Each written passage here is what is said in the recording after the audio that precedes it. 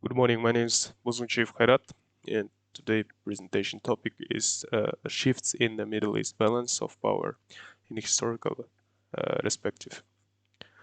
So, about introduction.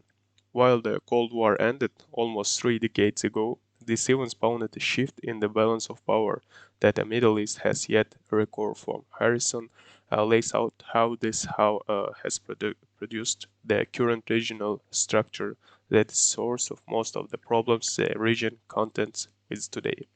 Today, the Middle East is enduring another transformation, perhaps the most consequential of the region's already fraught political history. Even so, Russia and the United States are engaged in the region hotspots. The metamorphosis ongoing today is mostly driven by local and regional factors. The Arab Spring, the enduring collapse of the Arab political order, and the ongoing civil wars are the drivers of emerging new Middle East political order. The collapse of the Cold War regional order. Political transitions from one era to another are always messy. The political order that was established during the Cold War started to fray even before the formal collapse of the Soviet Union in 1991. In 1977, Egypt's President Anwar Sadat stunned the Arab world and the West by going to Jerusalem, forging the peace treaty with Israel in 1978, and unpending a decades-long alliance with the Soviet Union, yielding Egypt squarely in the US camp. In 1979, US only yo in 1979, US ally Iran underwent an Islamic revolution, which at its core reputed the Shah's close alliance with the United States, and it 1990s as the Soviet Union was close to collapse.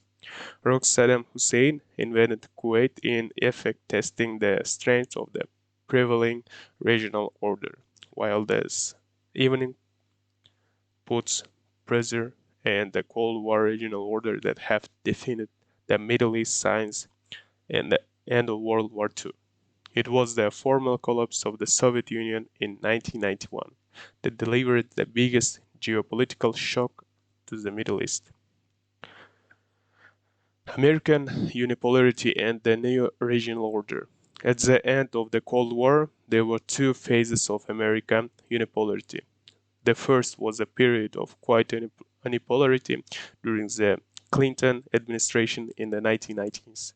This was in a plan for NATO and UA expansion were hatched, and when the United States pursued a policy of dual containment towards Iraq and Iran, in effect imposing a Pax America on the Middle East in the absence of global rival.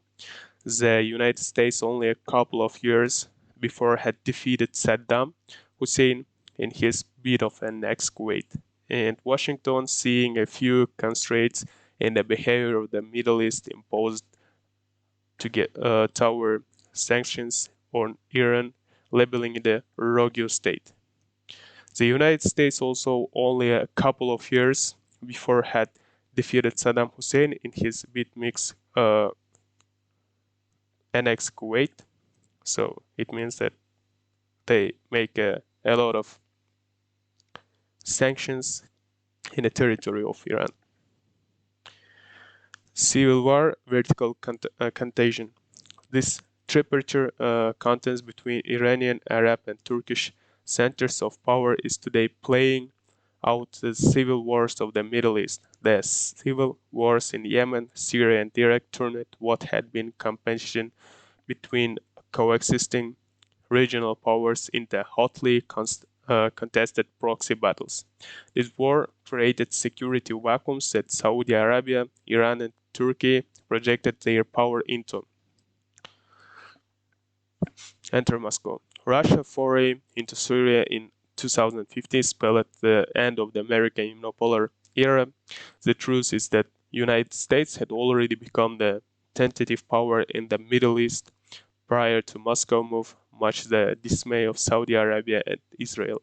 Sparked by the difficulties in Iraq and Afghanistan, the United States started to retrench from the Middle East towards to the end of the Bush administration. In 2019, 2011, President Obama waded into Syria, but only tepidly, giving modest support to the rebels. When the US did support the rebels, uh, they did show resolve in Syria. It was mostly in the northeast part of the country, whereas they helped the Kurds battle ISIS. This left the vacuum and the main battle zones of the war in the western part of the country, which was filled by Russia in 2015. It entered military by to back Syria's President Assad. Policy implications. While the United States, due to the alliance and military footprint, remains an important actor in the Middle East, a discussion of what lies ahead in terms of power shifts should not be overly American-centric. There are several reasons for it.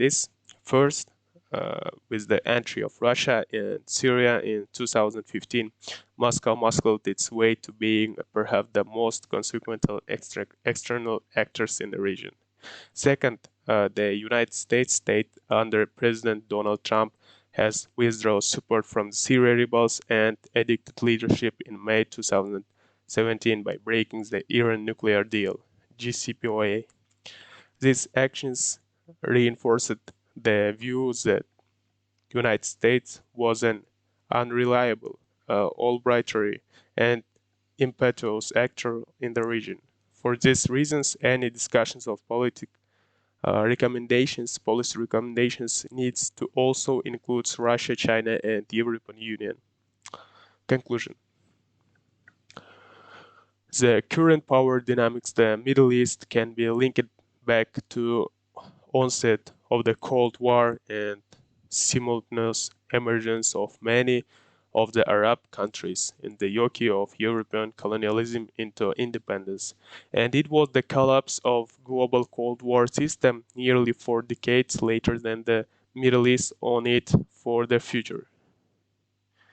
And the end of the Cold War set all states in the regions, but particularly erstwhile Soviet allies, scrambling for new domestic legitimacy formulas and regional security frameworks. This and the period of the American unipolarity that followed the end of the Cold War led to regional power imbalance, which the Middle East is still contending with today. This will also be the task to the international powers, which have an initiative to push these directions, give the potential to the disturbance in the Middle East to sow instability across the globe. Thank you for the attention.